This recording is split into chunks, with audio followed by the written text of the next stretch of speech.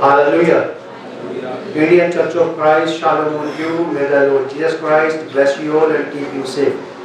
मसीह भारतीय कलीसिया को प्रभु यीशु मसीह के नाम में शांति और सुरक्षा निरंतर और लगातार मिलती रहे। आप सब लोगों का प्रभु यीशु मसीह के नाम में क्राइस्ट मुक्ति द्वार फेलोशिप की ऑनलाइन ऑफलाइन सर्विस में स्वागत है। और हमारा आज का थीम है फेथफुल एंड अनफेथफुल, विश्वास योग्य और अविश्वास योग्य। और हमारे पास जो रीडिंग रेफरेंस है इसका वो है, हमने लिया है लूका रचित सुसमाचार उसका 12वां अध्याय 47वीं और 48वीं आयत। Gospel of Luke chapter 12 verse 47-48। काफी दिन से ये बात जब मैं प्रार्थना करता था मेरे मन में घूमती रहती थी। पिछले महीने से ये बात घूम रही थी और मैं खुद भी पढ़ रहा था, इसे खुद भी स्टडी कर रहा था।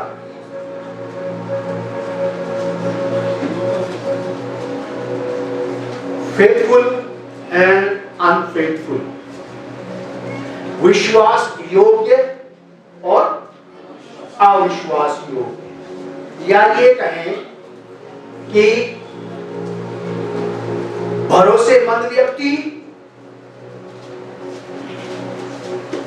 और भरोसा ना करने लायक। या तो विश्वासी के विश्वास किया जा सकता है या फिर अविश्वासी के विश्वास नहीं किया जा सकता है।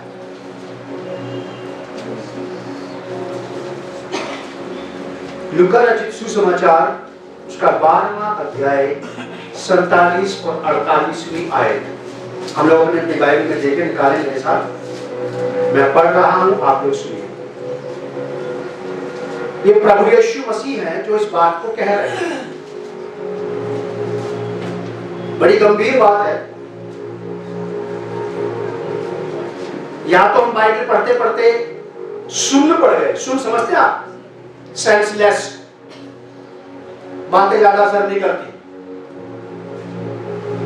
अच्छी लगती है, बस क्या लगती है? अच्छी लगती है, एक काम नहीं करती।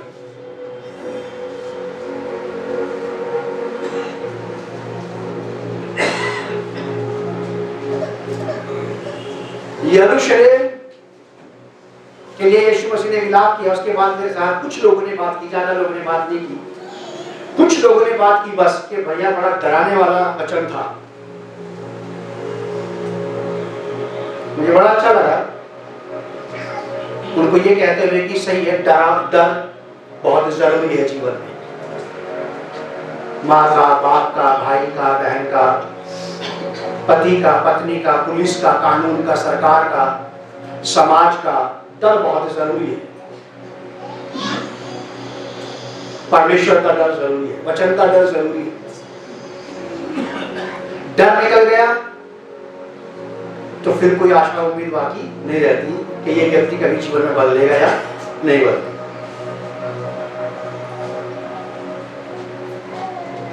ऐसी ही ये वाली बात भी है, यहाँ पे लिखा है कि वह दास, प्रभु यीशु मसीह अपने चेलों को सिखा रहे ये वाली बात, कह रहे कि वह दास, हम में से बहुत सारे विश्वासियों को अपने आप को दास और दासी कहने का बड़ा शौक है, सेवकों को भी।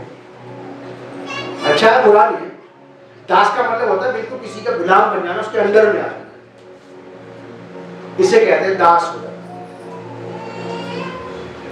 लिखा कि वह दास जो अपने स्वामी की इच्छा जानता था और तैयार ना रहा और उसकी इच्छा के अनुसार और ना उसकी इच्छा के अनुसार चला, वो दास, वो भक्त, वो व्यक्ति लिखा है कि बहुत मार खाएगा। विश्वासियों के लिए ये वाली बात, वो ज्यादा मार खाएगा। इसलिए जिसे बहुत दिया गया है उससे बहुत मांगा जाएगा और जिसे बहुत सौंपा गया है उससे बहुत लिया जाएगा। ये बात प्रभु यीशु मसीह कह रहे हैं अपने चेलों से। और हम में से अधिकतर लोगों को परमेश्वर के वचन की अच्छी पहचान है, अच्छी पहचान है, अच्छा ज्ञान है हमारे पास, हमारी अच्छी पकड़ है परमेश्वर के वचन पर। और यही बात खतरा है, यही खतरा है। लिखा है कि वह दास जो अपने स्वामी की इच्छा जानता था, जिसे पता था वचन के बारे में, उसे जानकारी थी कि इसको क्या करना चाहिए और क्या नहीं करना चाहिए, उसे कैसा होना चाहिए और कैसा नहीं होना चाहिए।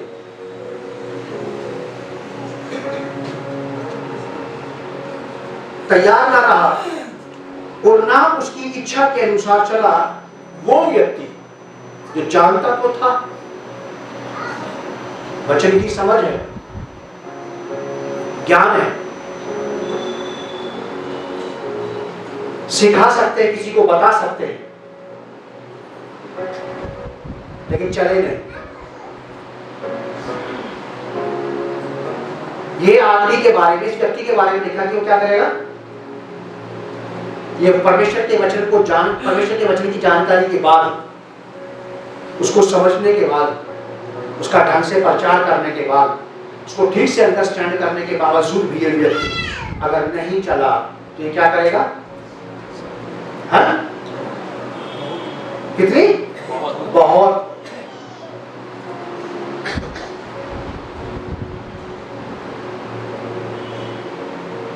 एक आध डंडे में नहीं,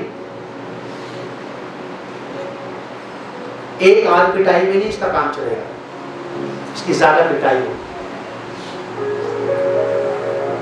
इसकी ज्यादा पिटाई की वजह क्या है? अधिक जानकारी, ज्ञान, ज्यादा ज्ञान अर्जित कर लेगा। मैं जब इसको पढ़ रहा था और समझने की कोशिश कर रहा था,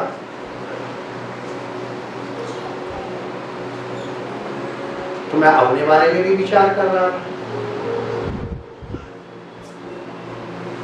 कि फिर कोई भी हो, चाहे फ्रंट में यहाँ सामने खड़े होकर के सिखाने वाले लोग हो, या उधर की तरफ बैठे हुए भीड़ में दूसरों को सिखाने वाले लोग, कोई भी हो जो ज्यादा जानकारी रखता है, जो ज्यादा परमेश्वर के वचन की स्टडी करता है। इसका मतलब ये नहीं, बहाना नहीं बना सकते और ज्यादा जानकारी लेना बंद कर दो, ये भी नहीं कर सकते आप, आपके पास ये भी आजादी नहीं है, क्योंकि परमेश्वर का वचन ये बताता है कि हम जितनी ज्यादा जानकारी लेंगे परमेश्वर के वचन की, उतना अच्छे से और ज्यादा ढंग से हम परमेश्वर के वचन के अनुसार जी सकते हैं और चल सकते हैं। प्रभु यीशु मसीह कहते हैं, वह दास अपने स्वामी की इच्छा, वह दास जो अपने स्वामी की इच्छा जानता था, पता तो है, हम में से बहुत सारे विश्वासियों को, बाइबल पढ़ने वालों को पता तो है कि मुझे क्या करना चाहिए, कायदे से मेरा भाग, मेरा हिस्सा है क्या, एक करते नहीं, किया नहीं। ये व्यक्ति परमेश्वर से ज्यादा डांट खाएगा। दूसरा आदमी 48, परंतु जो नहीं जानकर, उसको पता ही नहीं, इसने सुना ही नहीं, उसको जानकारी ही है किसी भी बात की, लिखा है कि परंतु जो नहीं जानकर मार खाने के योग्य काम करे, वो थोड़ी मार खाएगा, मार दोनों को पड़ेगी। कोई व्यक्ति ये कह के परमेश्वर से बच के नहीं निकल सकता, देखो जी मुझे ज्यादा जानकारी नहीं थी, कि कितनी थी, कि कम थी, कि कम मार पड़ेगी, इधर आ जाओ। और तुम जी, हमें तो लोग पादरी साहब बोलते थे, भविष्यद्वक्ता बोलते थे, हमें तो लोग प्रचारक साहब बोलते थे, हमें तो लोग बाइबल टीचर बोलते थे, बोले तुम्हारे पास तो डिग्रियां ज्यादा है कि हाँ जी, कि फिर तुम्हें ज्यादा मार पड़ेगी इधर आओ, क्योंकि तुमने भी बात नहीं मानी। बच कोई नहीं रहा परमेश्वर के हाथ से। चालाकी दिखाने की कोशिश ना करें कि भाई ज्यादा कम जानकारी लेते हैं, चलो उसे कम मार पड़ेगी।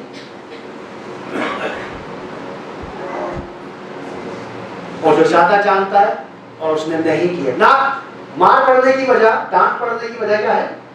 ना करना, काम को ना करना, ना करना। लूका रचित सुसमाचार उसका 19 अध्याय है, लिख लो आप, पढ़ना या निकाल के देख लो, ऐसी मैं उसको पढ़ाऊंगा, ऐसी बात करेंगे उसके ऊपर। लूका रचित सुसमाचार उसका 19 अध्याय 11वीं आयत से 18वीं आयत तक, यहाँ पे उदाहरण है, दृष्टांत है। प्रभु यीशु मसीह ने तोड़ों का दृष्टांत दिया था, सिक्के, और सिक्कों का हिसाब जब यीशु मसीह ने लिया तो लोगों ने हिसाब दिया कि तूने मुझे 2 दिए थे, मैंने 2 से 2 और कमा लिए, 5 दिए थे मैंने 5 से और कमा लिए, 10 दिए थे मैंने 10 से और कमा लिए। और जिसके पास ज्यादा था, यीशु मसीह ने बोला कि जिसके पास कम है वो जो एक था उसको लेकर के इसी को दे दो, क्योंकि ये व्यक्ति है जो इसे बढ़ाएगा। अब ये चाहे आपका गिफ्ट हो, अगर आपको लगता है कि आपको भविष्यवाणी का वरदान है, आपको टीचिंग का वरदान है, आपको आज्ञाकारिता का वरदान है, कोई भी वरदान जो आपके पास हो, अगर उस वरदान का या मान लीजिए आपके पास कोई वरदान नहीं है, लेकिन आपके पास एक वरदान तो है, मसीह शिष्य होने का। ये गिफ्ट तो सभी के पास है, मसीह शिष्य तो है आप, कि हाँ, फिर उसका हिसाब ना।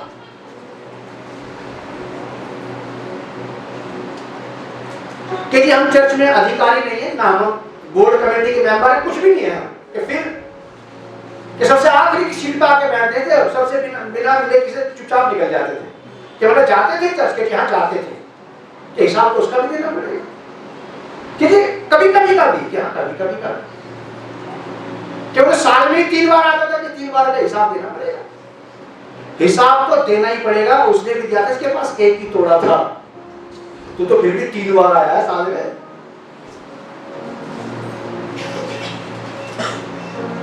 ये डराने वाली बातें नहीं है क्या? ये आनंद करने वाली बातें। अगर सचमुच में इन बातों का अर्थ व्यक्ति समझने लगे बाइबल पढ़ने वाला,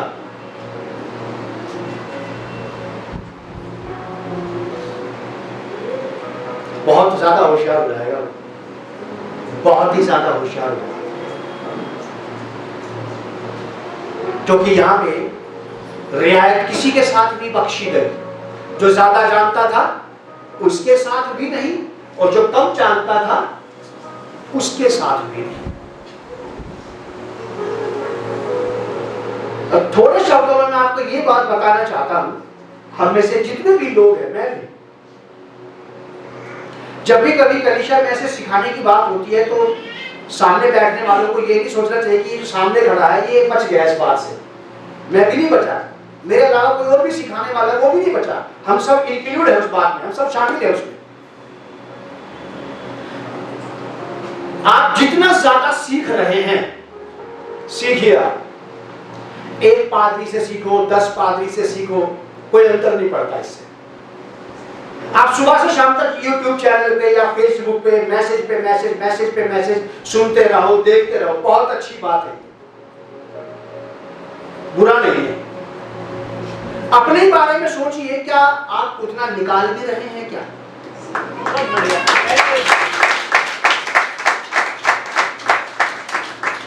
आप किसी को भी सुनिए, चाहे दिन में आप 12 पादरियों को रोज सुने, आप अच्छी बात है, सुनिए आप, लेकिन याद रखिए, आप शायद भूल जाएंगे परसों कि आपने परसों 13 लोगों को सुना था। स्वर्ग नहीं भूलेगा इस बात को कि आपने उतनी तारीख को 13 लोगों को सुना। स्वर्ग आपसे 13 लोगों ऐसा देगा कि वो लाओ कहाँ है जो शिक्षा पाई थी 13 लोगों।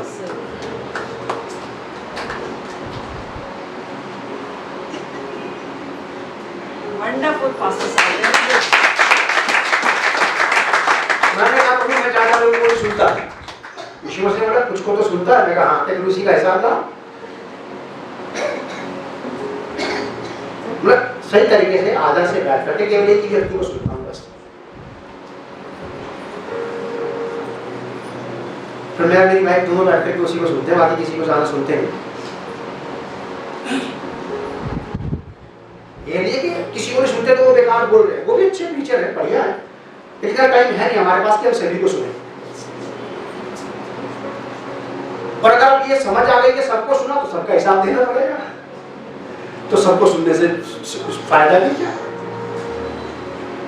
YouTube पे, Facebook पे या किसी भी टीवी पे, मोबाइल पे, चैनल पे आप सुनते रहिए, कोई परेशानी नहीं है।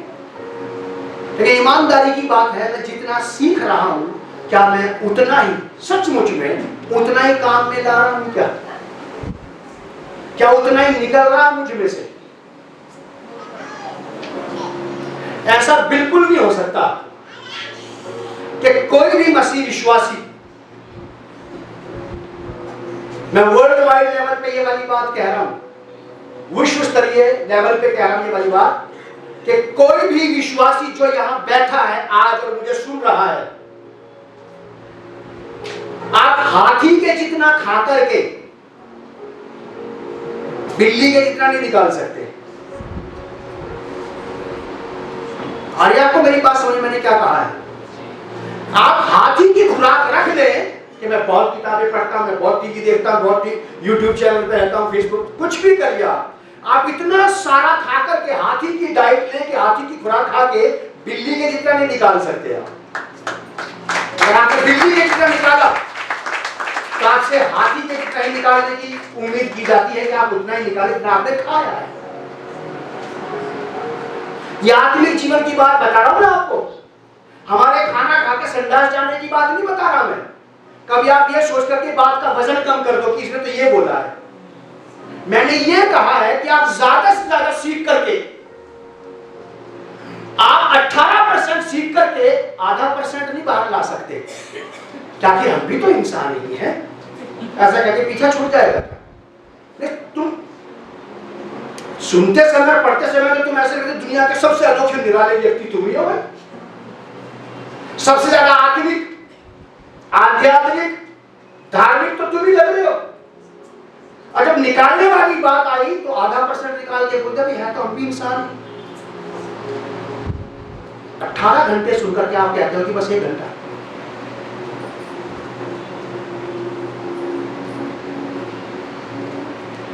ये प्रभु यीशु मसीह हमें चेतावनी दे रहे हैं, अवेयर कर रहे हैं यीशु मसीह हमें।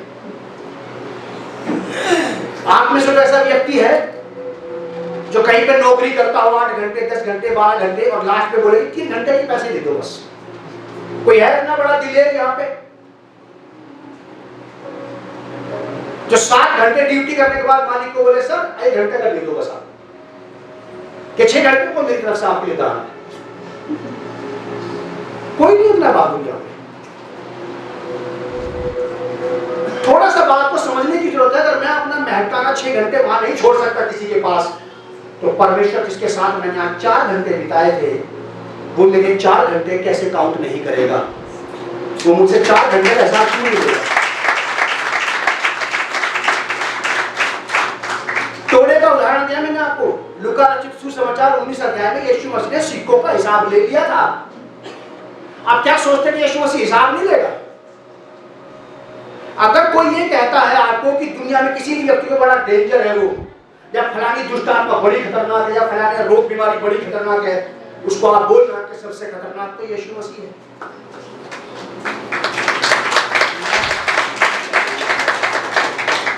सिक्के देने वाले आदमी को यीशु मसीह ने बोला था, इसके पास एक सिक्का था, उसने उसको लिया, गमछे में बांधा, लपेटा और जमीन में गाड़ दिया।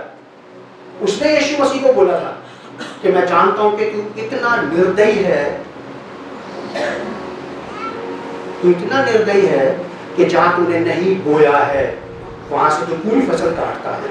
तो यीशु मसीह ने उसको बोला कि जब तू जानता था मेरे बारे में कि मैं इतना निर्दयी हूं कि जहां मैंने नहीं बोया, मैंने मेहनत नहीं की, मैं वहां से ले लेता हूं, तो जहां मैंने मेहनत की है वहां के बारे में सोच कि मैं क्या सोचता हूं निकालने के लिए।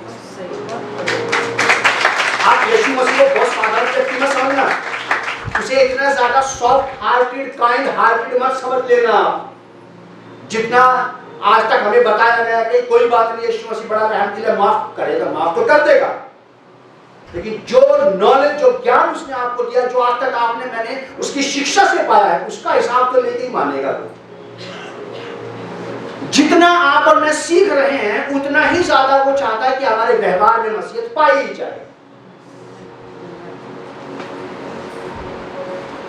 जितना ज्यादा आप और मैं सुन रहे हैं, जितना सुनते हैं, जितना ज्यादा सुनेंगे उतना ही ज्यादा आपके अंदर से बाहर आना चाहिए।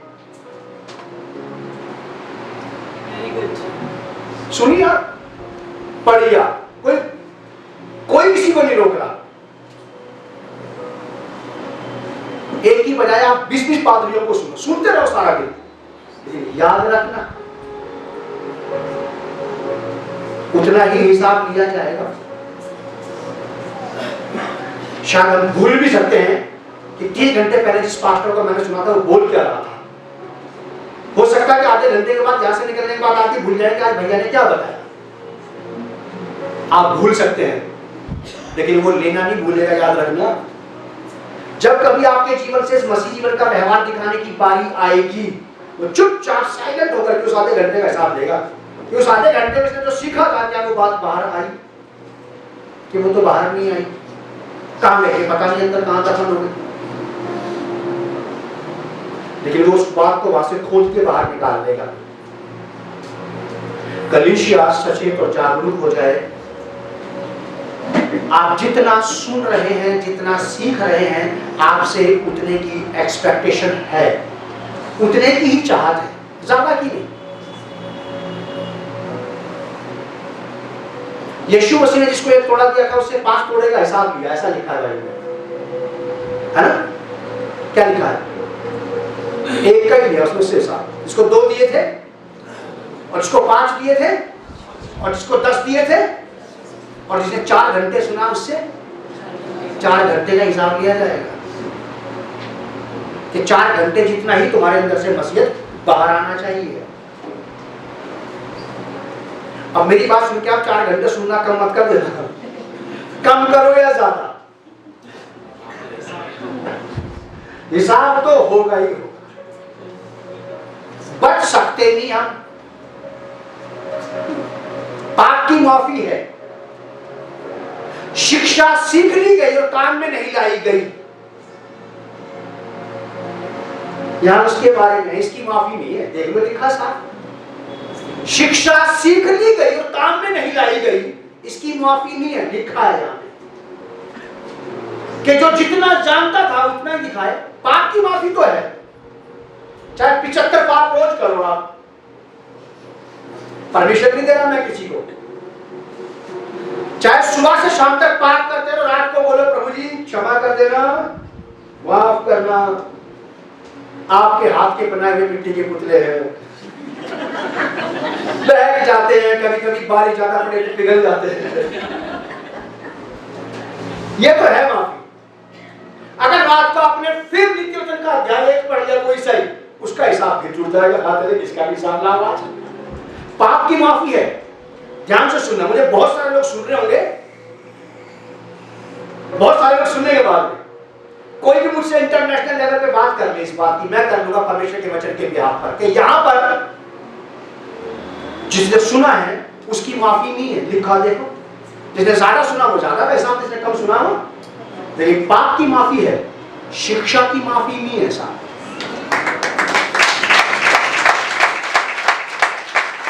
शिक्षा की माफी नहीं है, वो तो देना ही पड़ेगा। सबसे डेंजर बात यह है कि मैंने जहां पर नहीं बोया है मैं वहां से काटता हूं। जिन लोगों ने अभी तक सुसमाचार बिल्कुल नहीं सुना, अगर वो बिना सुने सिधार जाए, दुनिया से चले जाए और परमेश्वर के न्याय सिंहासन के सामने खड़े होकर के बोले कि मैंने कभी सुना ही नहीं, प्रभु ने कोई बात नहीं सुना, नहीं सुना तो इसकी मार खा, नहीं सुना उसकी भी मार है, और सुना कितना कि जी कब, इसकी भी मार खाओ। अभी तीसरे तूने कि मैंने ज्यादा सुना कि तू ज्यादा, ना सुनने का भी दंड है, और किसी के पास दुनिया में कोई ऑप्शन नहीं है। क्योंकि परमेश्वर ने अपने पुत्र प्रभु यीशु मसीह को अधिकार दिया है कि वो जिंदों और मुर्दों का इंसाफ करेगा। रसूलों का अकीदा पढ़ा था ना, अकीदा घूम के देख रही मुझे। इसी अकीदा के नाम पर उस बच्ची का नाम अकीदा रखा है।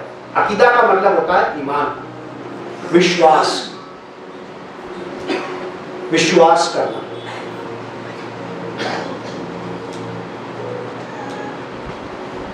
याकूब की पत्री 3 अध्याय 1 पद, जेम्स चैप्टर 3 वर्स 1, इब्रानियों की पत्री के बाद आता है।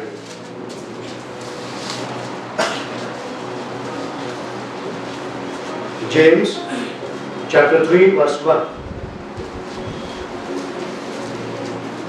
याकूब की पत्री उसका 3 अध्याय 1 आयत।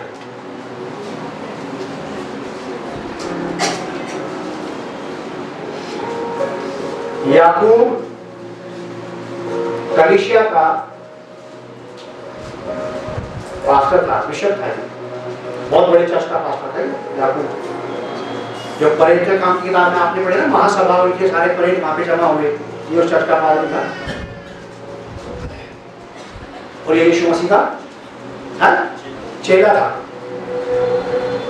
ये याकूब क्या कहता है, देख रहे हो आप, बहुत बड़े चर्च का पास्टर था ये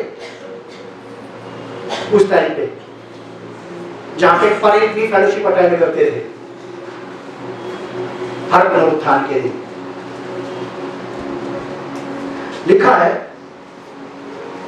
हे मेरे भाइयों, तुम में से बहुत उपदेशक ना बने। इसकी सलाह है, जो कि जानते हो कि हम उपदेशक और भी दोषी ठहरेंगे, इसलिए कि हम सब बहुत बार चूक जाते हैं, और जो कोई वचन में नहीं चूकता वही तो सिद्ध मनुष्य है और सारी देह पर लगाम लगा सकता है। जो लोग परमेश्वर के वचन का पालन करने में चूक जाएंगे, वो अपने शरीर को, अपने व्यक्तिगत जीवन को बुरी जगह पे जाने से मोड़ नहीं सकते कि वहां पे नहीं जाना, इधर चलना है। ये मैंने नहीं कही बात, ये याकूब ने कही है। प्रेरित याकूब क्या कहते हैं, हे मेरे भाइयों, तुम में से बहुत उपदेशक ना बने, क्योंकि जानते हो इस बात को कि क्या, कि हम उपदेशक और भी ज्यादा दोषी ठहरेंगे। दोषी का मतलब होता है कि सिखाने वाला व्यक्ति अगर आज्ञा का पालन नहीं कर रहा है। शिक्षक अगर परमेश्वर के वचन का अनुसरण नहीं कर रहा है, तो इसको यह कह के नहीं बख्शा जाएगा कि ये पादरी था चर्च में,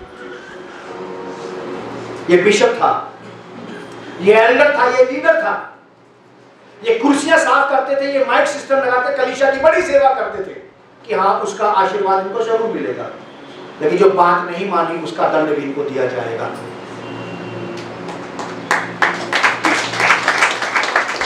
ऐसा लिखा बाइबल में कि हर एक व्यक्ति न्याय के दिन जी उठेगा, जिन्होंने भला किया भले भले काम का प्रतिफल पाने के लिए, और जिन्होंने बुरा किया है बुरे काम का प्रतिफल, जी तो उठेंगे सारे।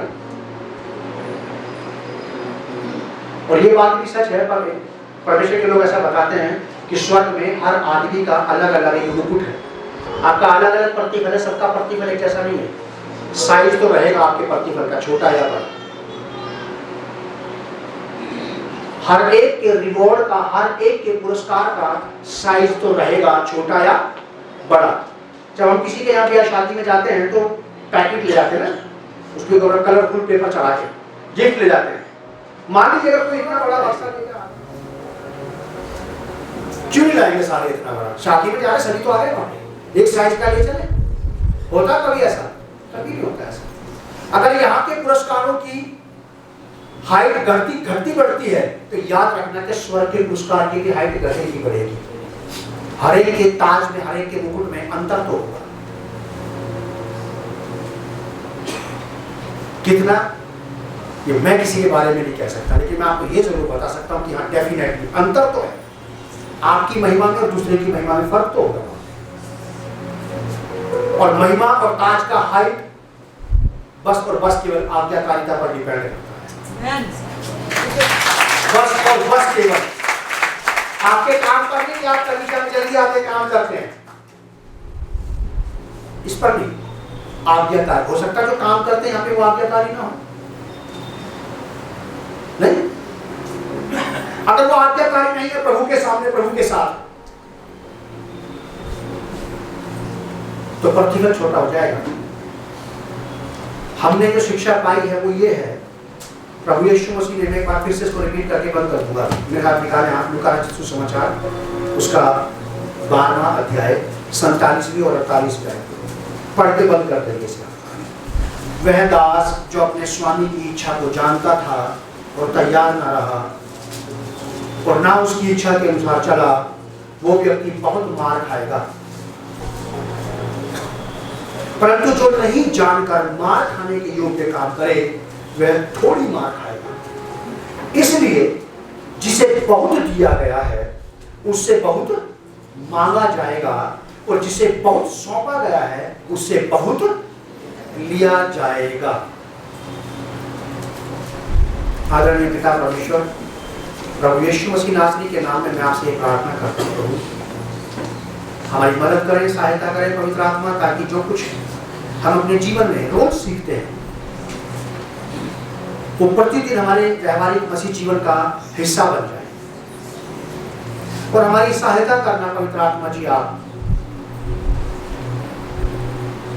कि हमारी डांट इसलिए ना पड़े,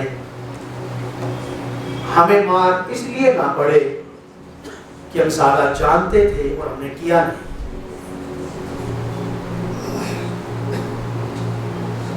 पवित्र आत्मा हमारी सहायता करना, मदद करना। प्रभु यीशु मसीह, हम आपके बड़े आभारी और धन्यवादी हैं आज की शिक्षा के लिए, इस वचन के लिए, और चाहते हैं प्यारे प्रभु यीशु मसीह कि हम आपकी आज्ञा का पालन करें, आपके वचन का पालन करें और आप में बढ़ते चले जाएं। और हम आपसे प्रभु जी मार खाने के लिए नहीं, क्योंकि पुरस्कार पाने के लिए आगे बढ़ते चले जाएं। प्रभु यीशु मसीह के नाम से आमीन।